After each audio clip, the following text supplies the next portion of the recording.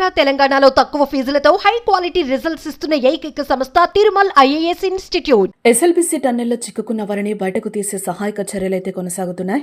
ప్రస్తుతం రెస్క్యూ చివరి దశకు చేరుకుంది. నేడు రెస్క్యూ పనులను తెలంగాణ సీఎం రేవంత్ రెడ్డి పరిశీలించనున్నారు.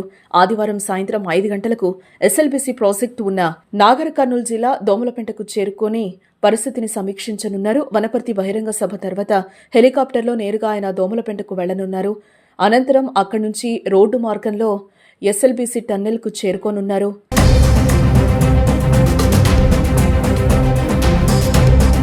టన్నెల్ వద్ద జరుగుతున్న సహాయక చర్యలను సీఎం పరిశీలించనున్నారు. అనంతరం రెస్క్యూ ఆపరేషన్పై అధికారులతో సమీక్ష నిర్వహించనున్నారు.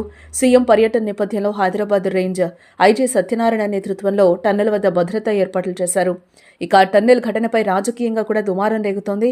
టన్నెల్ ఆపరేషన్లో ప్రభుత్వం విఫలమైందని ప్రతిపక్షాలు దుమ్మెత్తిపోస్తున్నాయి. ఘటనా స్థలాన్ని కూడా బీఆర్ఎస్ బీజేపీ బృందాలు పరిశీలించాయి. సీఎం రేవంత్ రెడ్డి ఇప్పటి వరకు టన్నెల్కు రాకపోవడంపై విమర్శలు గుప్పించారు. ఈ నేపథ్యంలోనే సీఎం రేవంత్ రెడ్డి రావడం ఆసక్తిని రేపుతోంది.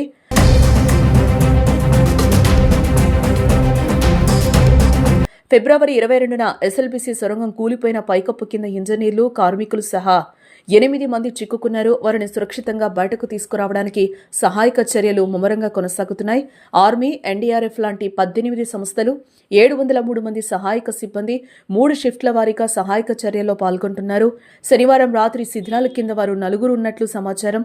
మరో 4 టన్నెల్ బోరింగ్ మెషిన్ కింద చిక్కుకున్నట్లు కనిపిస్తున్నారని మంత్రి జూపల్లి కృష్ణారావు అన్నారు. 450 అడుగుల పొడవైన టీబీఎంను కత్తిరిస్తున్నట్లు ఆయన తెలిపారు. నేడు 4 బయటకు తీసే అవకాశం ఉంది.